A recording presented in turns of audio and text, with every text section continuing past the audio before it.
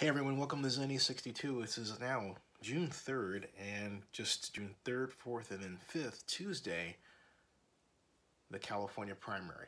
Exciting stuff, right?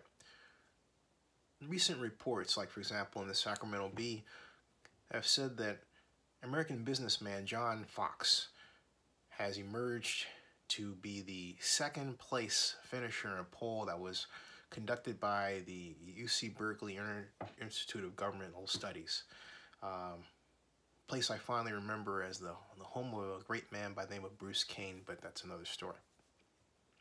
Anyway, the Berkeley-IGS polls, as it's colloquially referred to, had Gavin Newsom comfortably ahead at 30, and then Mr. Fox at 18, California Assemblyman Travis Allen out of Huntington Beach at 16, and then Antonio Villaraigosa at 9%. John Chiang at 7, and Delaine Eastin at 4.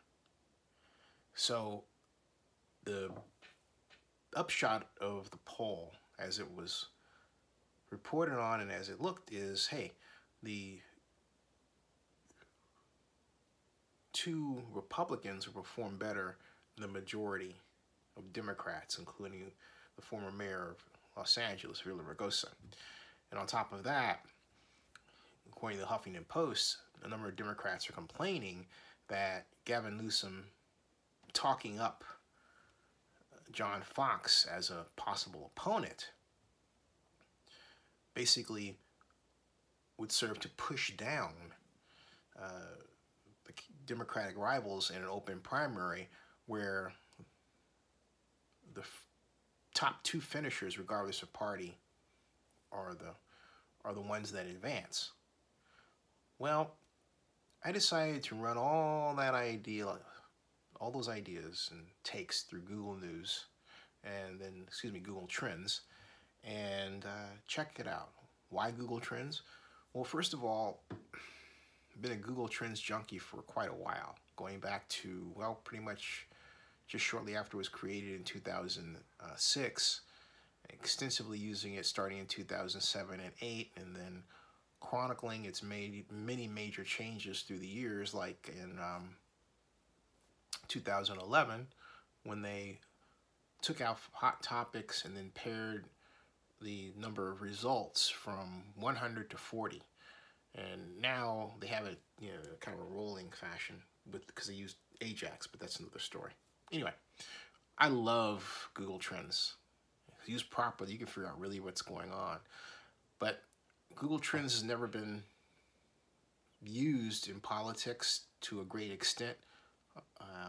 It hasn't been a tool that political consultants have used to fashion political strategy for the most part. Now, that's starting to change, and a big reason is 2016.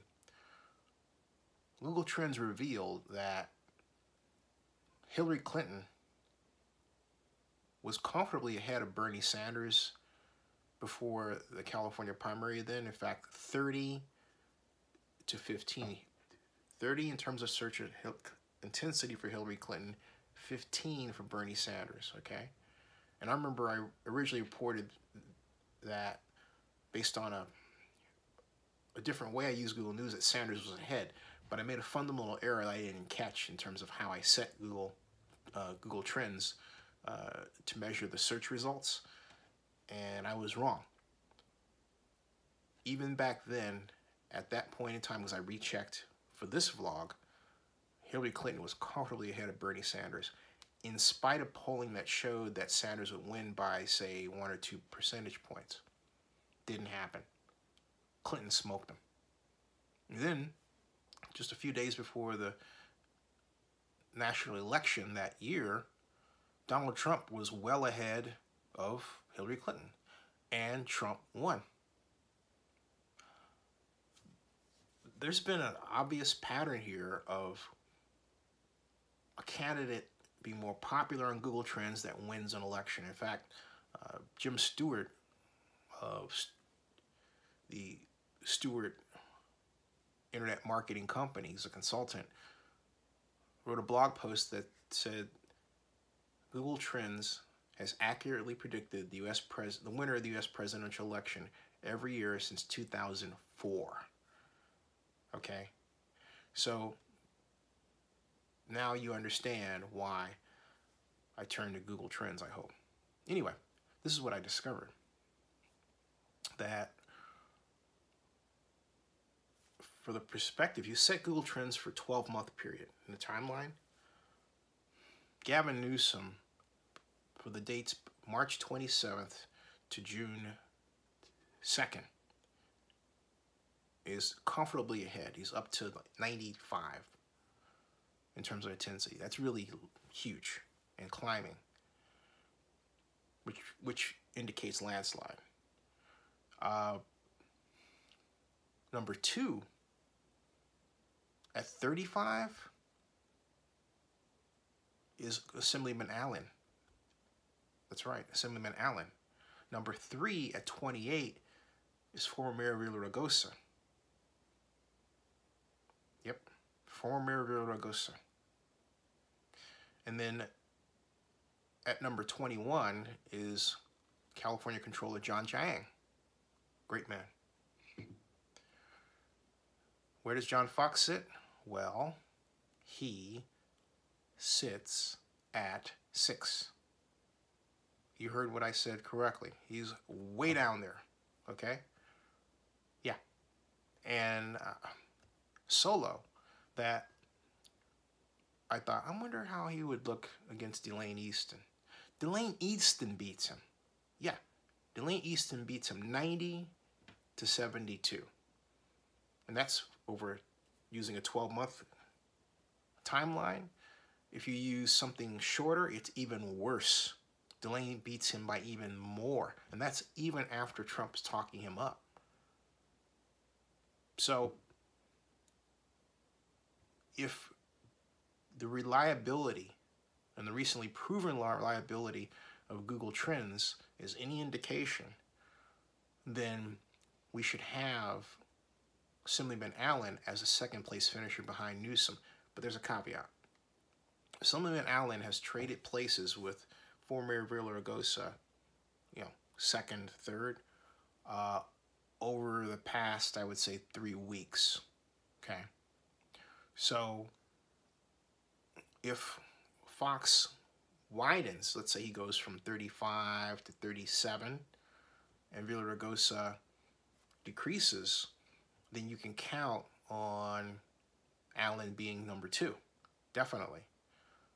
If the margins stay the same, or if they close, if they start to close, it becomes a coin flip between Allen and Villaraigosa. All right? But don't expect Fox to be in second place. You pretty much count on that. So you would say, okay, why don't more people use this? Why don't they do it? Well, I explain more of this. I talk about this at Zenny60, excuse me, not Zenny62blog.com, but my newest blog, OaklandNewsNow.com. The link is here. You can read a more extensive post. And I'm going to write more about this in the near future. But look, a lot of political consultants just aren't tech savvy. They don't know what internet marketers know about the applications of software service systems like Google Trends. That's the simple, direct reason. And what happens is that their clients, which tend to be, who are, potential elected officials who are, citizens out here who decide to run for office, don't have that kind of background to know to use such services as Google Trends. So they don't ask for a political consultant who knows that. So that what you get is an overall approach that's behind the times. And this is reflected, I think, in the alleged approach that Gavin and his people carried out. Well, again, allegedly, because he had ads mentioning Fox. Well, that was intentional. I believe they thought that just Gavin talking about Fox was enough to lift him, combined with what Trump would say.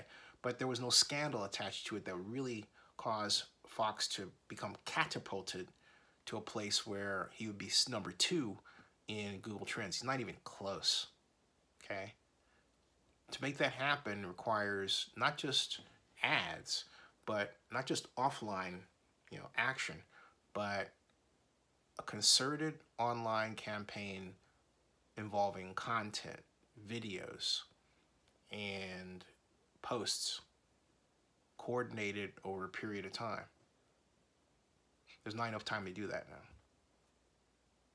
So anyway, and there's more to it even than that. I'm just giving you the basics. Anyway, that is why I say the poll, and I say this respectfully, released by Berkeley-IGS, just simply doesn't hold water with respect to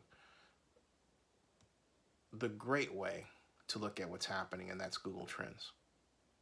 Subscribe to Zenny62, please, on YouTube.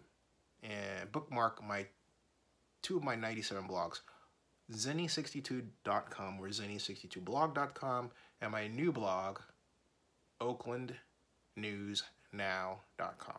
State of the art, very proud of it. Thank you.